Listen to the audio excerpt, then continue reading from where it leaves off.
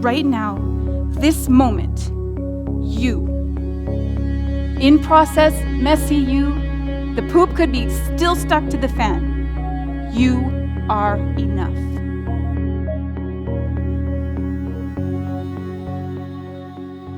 Hi, everyone. Ooh, this is gonna pull my pants down. You just give me a little, okay? So I'm so excited about tonight, but I just want to start with a little caveat. I have been preparing for 3 months for tonight, but I could do all the work in the world and I could pray for you for years. But if you don't open your heart, God won't force us to do anything. So I'm going to ask you, I think in real life I would probably be friends with all of you.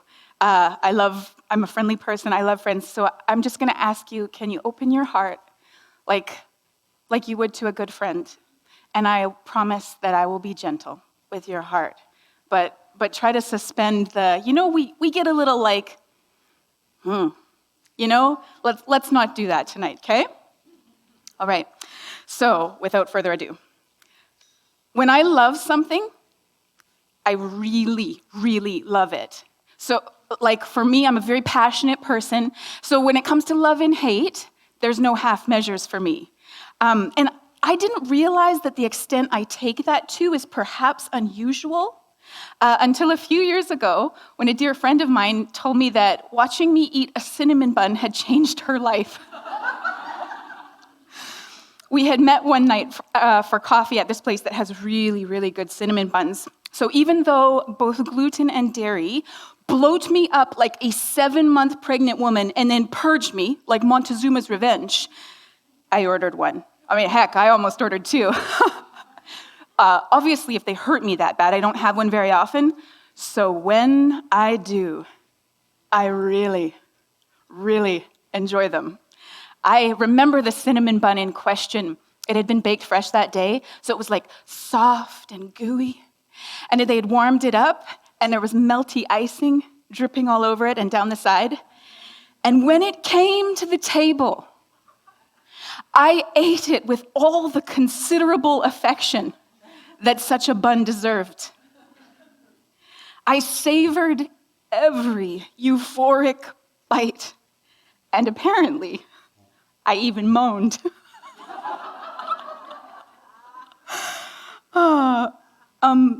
My friend later told me she didn't think she'd ever enjoyed anything as much as I had enjoyed eating that cinnamon bun.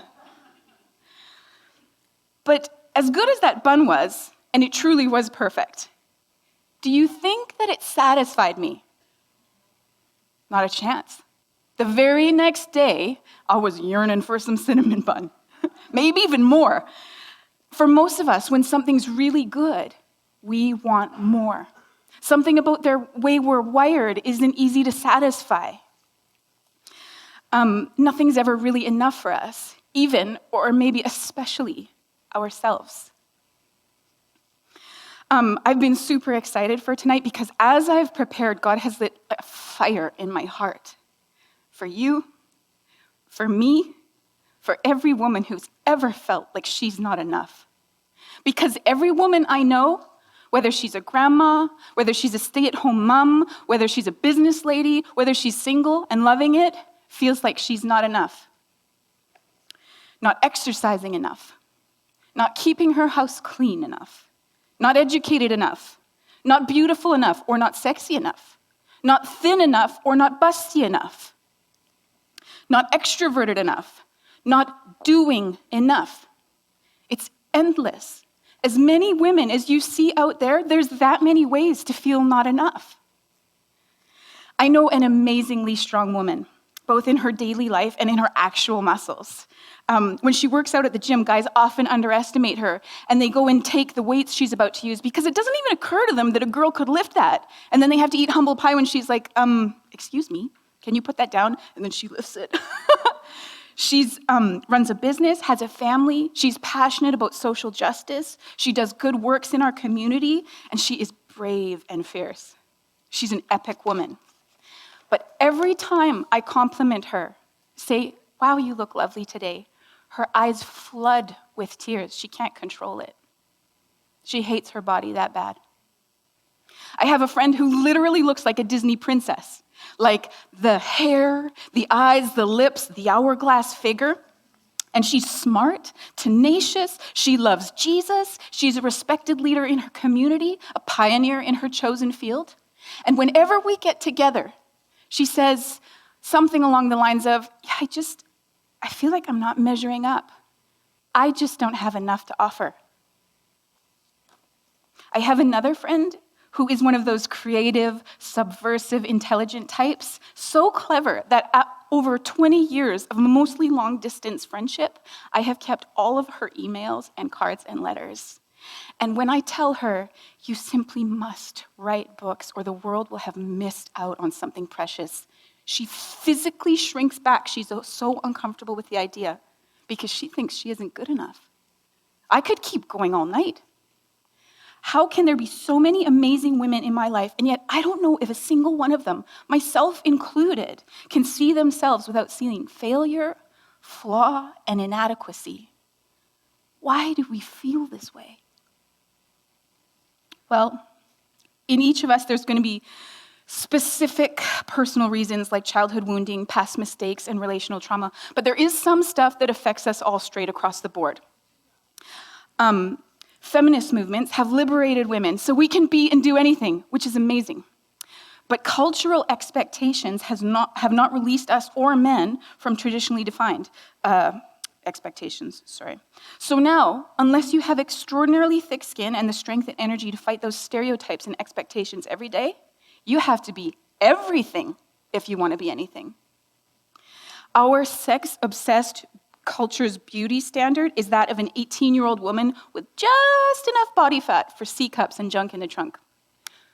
Most of us didn't even fit that criteria when we were 18, never mind decades later. And yet that is the media standard of beauty for all of us, no matter our ethnicity, our age, or life circumstances. It's improving in the last 10 years, but it's still very toxic. And then we have the internet, which has made the world infinitely more accessible. So there's a never-ending onslaught of ways to be better and more attractive, things to buy, money to earn, picture-perfect lives you can live just a mouse click or a pop-up or a direct message away. Smartphones mean that everything I just mentioned is streaming directly into your hands all day long, with algorithms tucked in to make it addictive. And lastly, social media has totally messed up relationships, making them, on one hand, easier but emptier, and then on the other hand, more demanding and immediate, all while showing us perfectly curated and filtered snapshots of one another's best, most flattering moments. So on those few points alone, we need to be career women, in addition to mothers, physically perfect lovers, theologically on-trend disciples with perfect relationships, Instagram-worthy kitchens, salon-fresh hair, and clean-eating, firm bodies who are constantly expected to be better and more beautiful and to do more. Feeling like not enough, it's starting to make sense, right? So how do we make it not make sense? Well, I think we start at the beginning, the source, God. As the one who made us, logically, he'd be the only one who could tell us when we're enough or not, right? And while I strongly recommend you ask God that in your personal devotions, it would make for a quiet ladies' night. So we are going to go to the Bible for some enlightenment. But firstly, we must approach the Bible correctly. As many of you know, I'm just coming out of a long deconstruction and reconstruction process. And part of my effort to find my way through has been to learn about the Bible. Not just read it and parrot it back like I learned in Sunday school, but to learn what it is, where it comes from, what its context reveals about its content.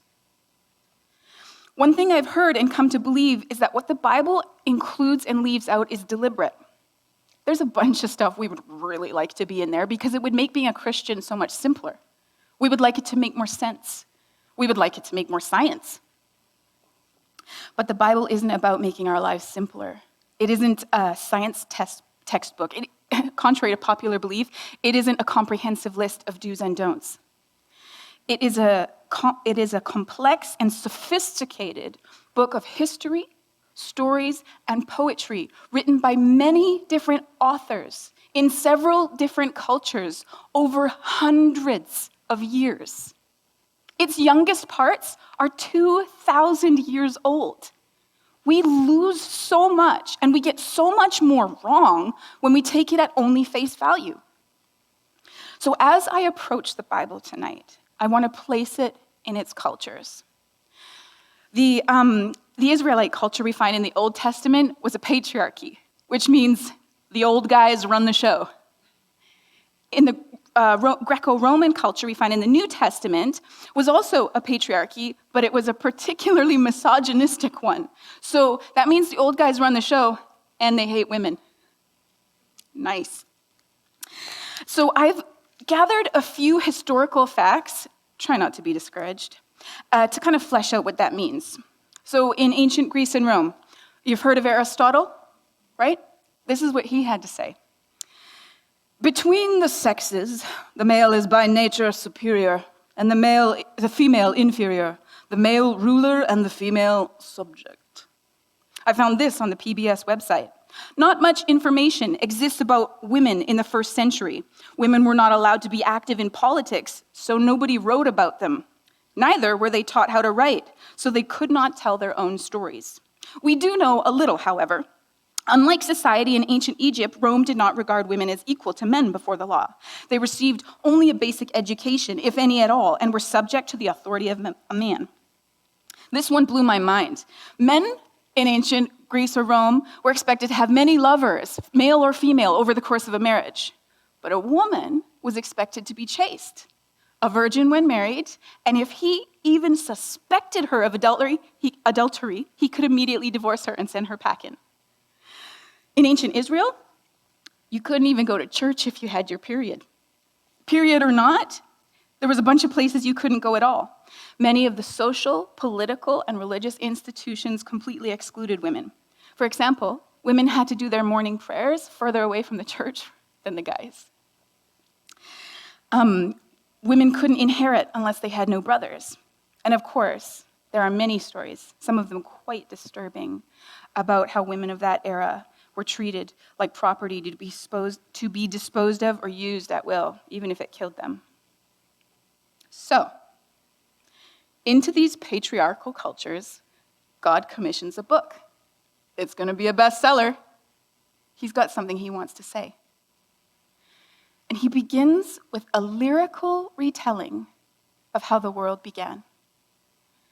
Genesis chapters 1 and 2 tell how God made light and dark, land and sky, and plants and animals, and then man, and it was good. But in Genesis chapter 2, verse 18, God says, "It is not good that man should be alone. I will make him a helper comparable to him."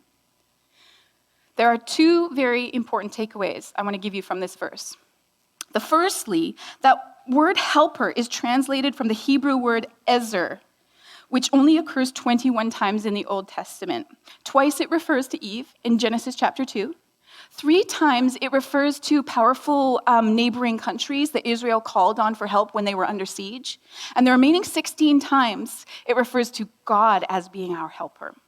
So, helper, which has been historically understood as a way of saying that Eve was subordinate, actually means something very different. Ezer Eve, a powerful neighbor to help Adam when he is besieged, warrior, savior, companion. And also, this is a quote from a woman named Michaela Van Dyke. The word that accompanies Ezer is kenegdo, which means in front of him, opposite as to him. A great visual explanation of this would be the 2 wings on a bird. They're not the same, but they're equal. The second important takeaway from this verse, Eve was not an afterthought. John and Stacey Eldridge put it beautifully in their book, Captivating. Given the way creation unfolds, how it builds to ever higher and higher works of art, can there be any doubt that Eve is the crown of creation? Not an afterthought. Not a nice addition like an ornament on a tree. She is God's final touch, his piece de resistance. She fills a place in the world that nothing and no one else can fill. And suddenly, God can say that the world is good again. So that's woman creative, a powerful helper, the crown of creation.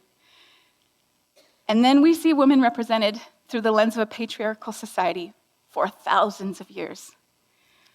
What a letdown. But finally, Jesus arrives on the scene. Focus on the family, Subby Sturtsky writes, "There's a popular narrative floating about in the cultural currents that depicts Christianity as unwelcoming or even hostile towards women. What's more, the claim is that it has always been so. The church was born, the story goes, out of a social matrix shaped by patriarchy and oppression, and these attitudes have persisted to the present day. But a look at early church history yields the opposite picture.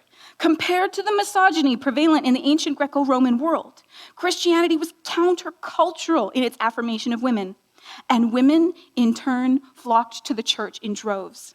Sociologist Rodney Stark estimates that 2/3 of the church in the first couple of centuries was female. In fact, early pagan critics like Celsus and Lucian derided Christianity for being a religion of women." So it's a fact that many women were involved in, financing, and leading the early church. The Bible reads as patriarchal because it was born in a patriarchal society, and it was written by men from that society. But if you read it with culture and context in mind, you begin to see something beautiful. So considering the status of women in the time periods the Bible was written, the stories included about women become something a little more. Each story, when viewed through this lens, is significant. The widow of Nain, the woman caught in adultery, the woman with the issue of blood. But I only have time to focus on a few.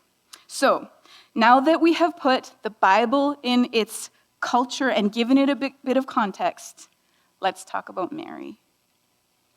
Luke 1, 26 to 29 and 38.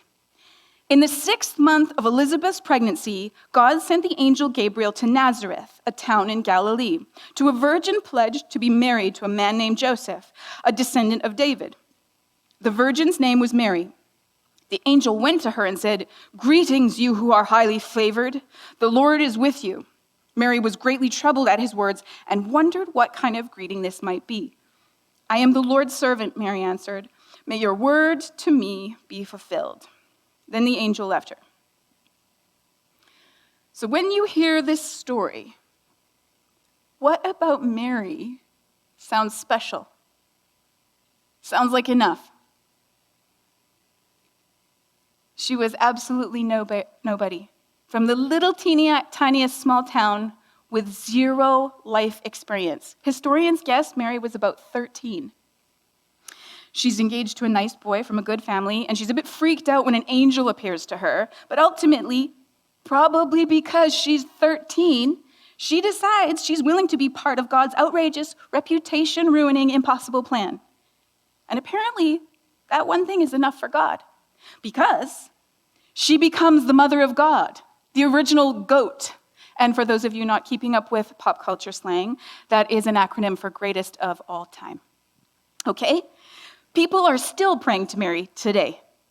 So, in our first example, Mary, a naive 13-year-old girl, says yes, with no idea of the cost, which must have been enough for God because she is made Mother of God, revered for all history.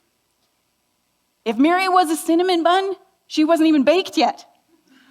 And God is satisfied. Does that make sense to you? Example 2, and my personal favorites, Mary and Martha. I could talk about these girls for hours. Now, for these next couple of scriptures, they're long. So I'm just going to put the reference up, and then I'm going to paraphrase. It'll be funny, and it'll go faster. Okay.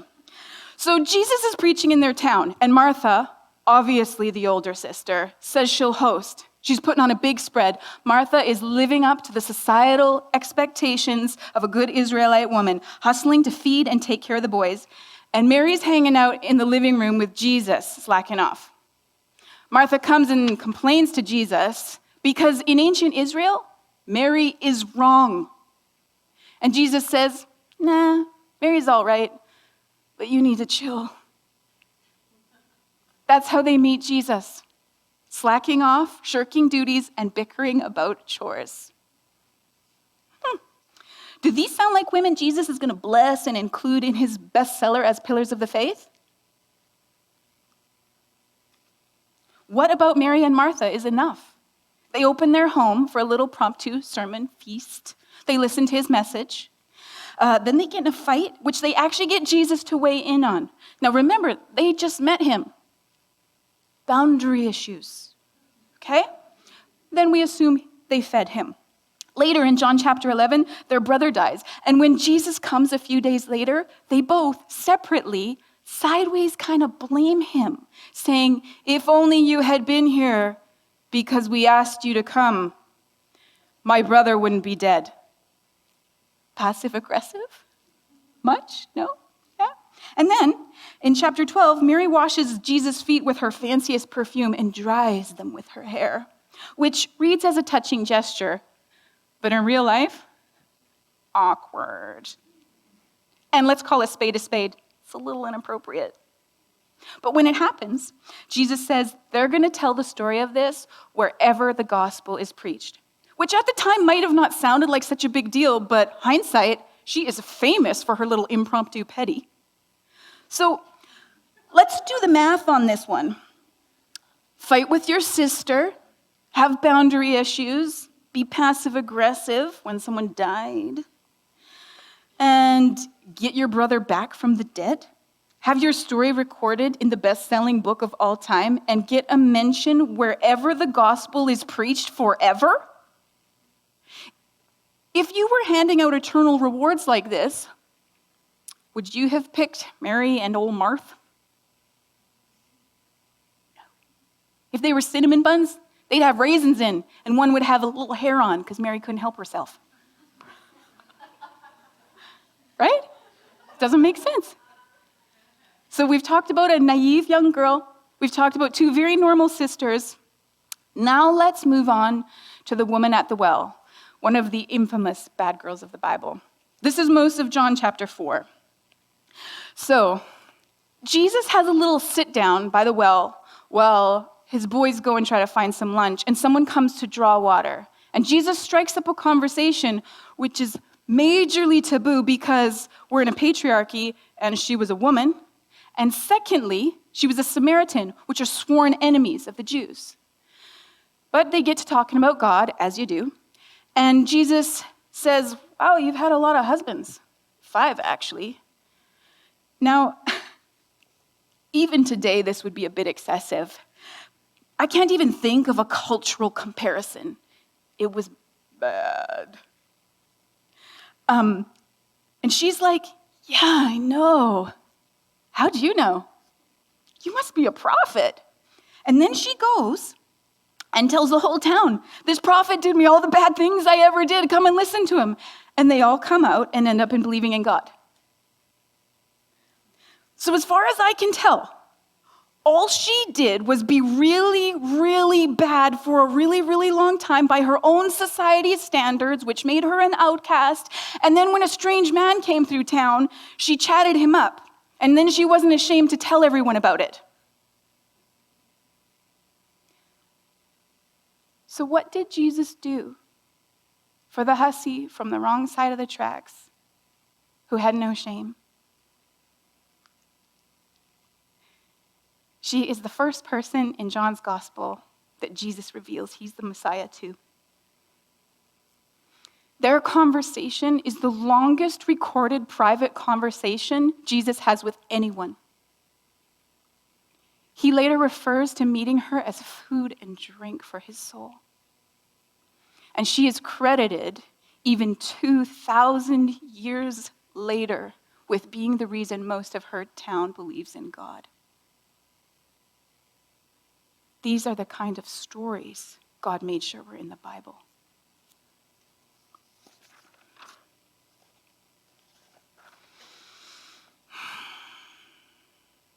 There were rich women funding the church, women of powerful husbands who get a passing mention, but who did God especially make sure to mention in detail?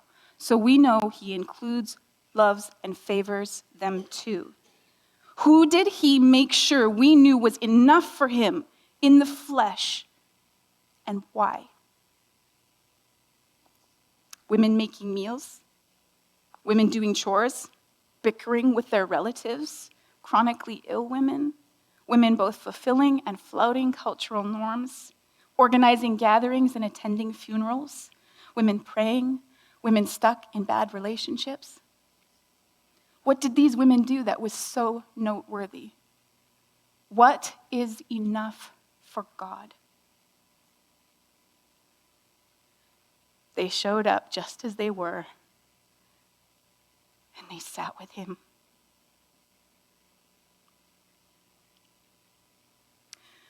I work with a woman who was a chaplain for 12 years in the medical field, who told me the most stunning and tragic thing. She said that of all the people from all walks of life and spiritual practices that she had been with as they died, the conservative Christians always have the hardest time making peace with death. That just didn't make sense to me, and I was like, why? And she said, because they think they haven't done enough. Doesn't that hit a little too close to home? In a world that God crowned with Eve, as a saving grace he categorized with himself, woman was ever after belittled, pushed aside, and silenced. You give, you work, you bear me sons, and you shut up and obey. And then Jesus comes and says, don't cry. Be healed. Your faith is strong, girl. They're going to remember you forever. Say yes. Come just as you are. Sit with me. It's enough.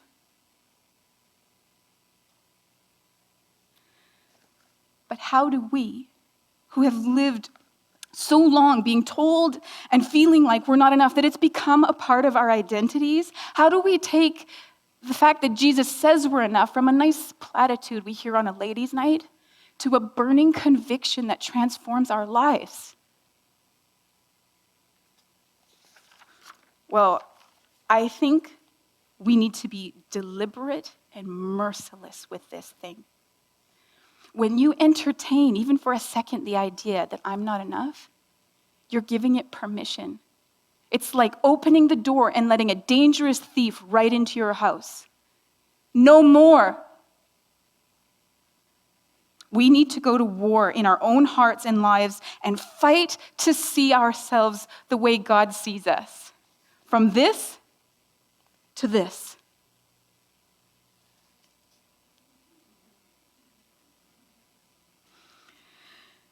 So here are 5 ways you can start warring on the message that you aren't enough. Firstly, I think we need to curate our feed. And that just means a fancy way of adding the good stuff. So I would say, add God's word into your life. What does he say about you? Memorize it, tape it on your mirror, listen to it, get some good teaching, and then remove the gateways of not enough in your life. If that's Instagram, easy, delete it. If it's your mother-in-law, not so easy. Buy a book on boundaries and build some safety into that relationship. If it's happening at work, maybe you need to get brave and schedule a meeting. We can't escape every source of this message, but you can change how you receive it and how you respond to it. It will be hard, and you can do it. The second way you can war on the not enoughness is to try a new perspective. I have hated my belly my entire adult life. It puffs up enormously if I put the wrong things in it. I have been asked, I stopped counting at 50, how many times when someone asked me when I was pregnant, when I was not. Since I had babies, it's squishy like bread dough. I can literally grab like this much. If I hit it over here, it'll jiggle over here. It's scarred, and it's got stretch marks all over it. It is a full 4 dress sizes bigger than my legs. I sew, so I know. I am very nearly rectangular. My belly has been a source of both literal and emotional pain and intense loathing. I have truly hated my belly. But after a health scare during my last pregnancy in 2015, when we learned that pregnancy is actually life-threatening for this particular body, I experienced a perspective shift. My body looked very differently in the light of its extraordinary ability to survive. I don't mind my stretch marks anymore. I call them my racing stripes. Because despite the danger of pregnancy for this body, I have 3 healthy kids. My surgery scars remind me that in a time of intense stress and pressure, my body healed. She carried me through. My soft belly, and don't get me wrong, I would love a flat belly, but I have irritable bowel syndrome. I have some intense food intolerances. And I didn't know until I was in my 30s about that. So basically, I abused my body with food for 3 decades, not realizing I was hurting myself. And she gave me babies, she carried me, she healed. Well, looking at it like that, how can I hate this belly? She's amazing, and I'm grateful. Maybe there's something about you that you hate that could really benefit from a perspective shift. The next way you can war on this message of not enough, this is a hard one, this is like a lifelong one, but it's a good one. A value assessment.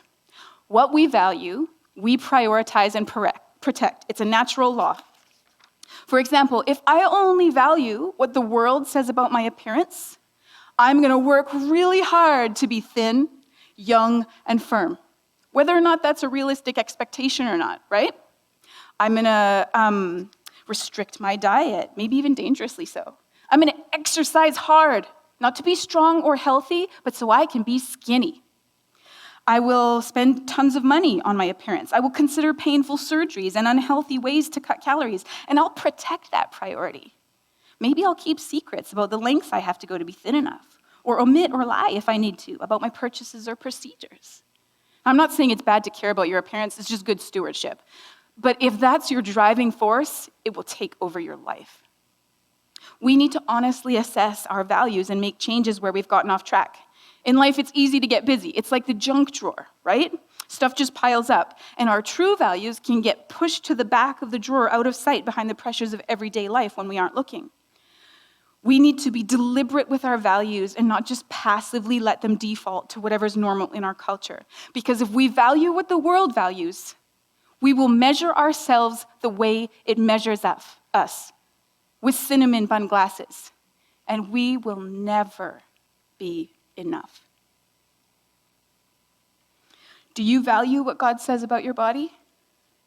I am fearfully and wonderfully made.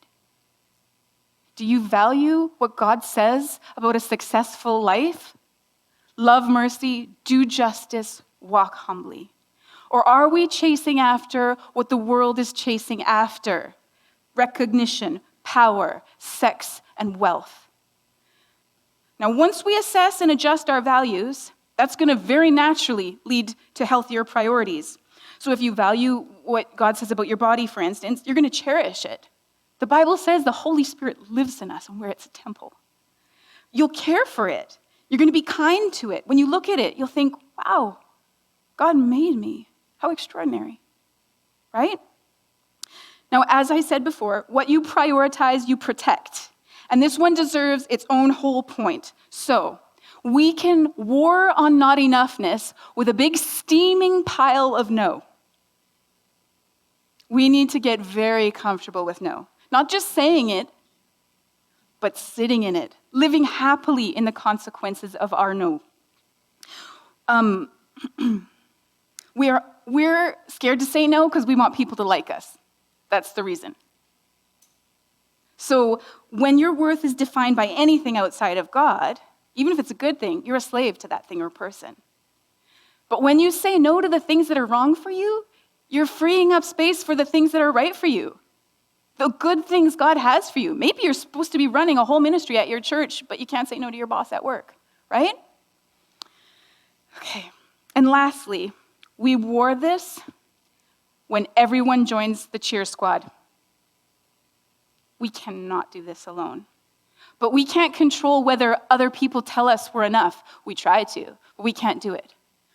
We have to do that for ourselves. But what we can control is the messages we leave in other people's lives, right? We need to speak enoughness over one another. Be Jesus' voice in someone else's life. Speak beauty. Call out the gifts in the women around you. Heidi, you have beautiful eyes, and you never quit no matter what life throws at you. I respect you. Gloria, you are an amazing, creative woman. The things you make are beautiful. Mama, you have such a big heart.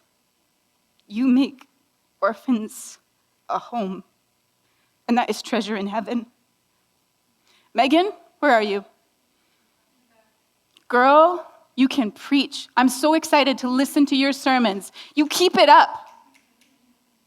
Mel, I already told you. I meant it. Ronnie, you're wicked smart. I wish I was as smart as you. Okay? That's how we do it.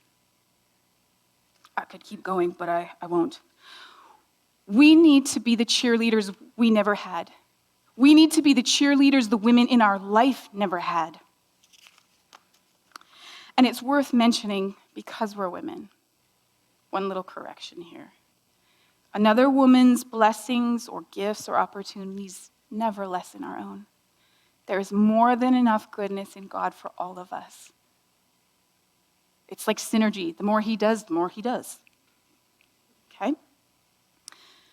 So to close, I want to say, no matter what stage of life you're at, or any of the ways this world measures us, your relationship status, your age, your weight, the money in your bank account, what terrible ways to measure a human being's worth. None of that actually affects your value. None of that actually affects your value. Right now, this moment, you, in process, messy you, the poop could be still stuck to the fan. You are enough. Take off your cinnamon bun glasses and see yourself the way Jesus sees you. You have always been enough. Now, let your hearts be tender. I want you to close your eyes for me, because there was a couple of things I really, really wanted to say out loud just so we've heard it, okay? So close your eyes for me. Your struggle with depression does not disqualify you. You are enough. Your body was made by God. He says it is wonderful. No matter the number on the scale or the letters on the tag in your clothes, you are enough. Your mistakes, those big years wasted, opportunities lost, can't take them back mistakes, haven't changed for one moment how loved you are by God. You are enough. And you who've been told over and over again how very little you matter, how worthless you are, I especially want to tell you, beloved, you are enough. Girls, women, you are all enough. Receive it, okay? And let's go to war for this.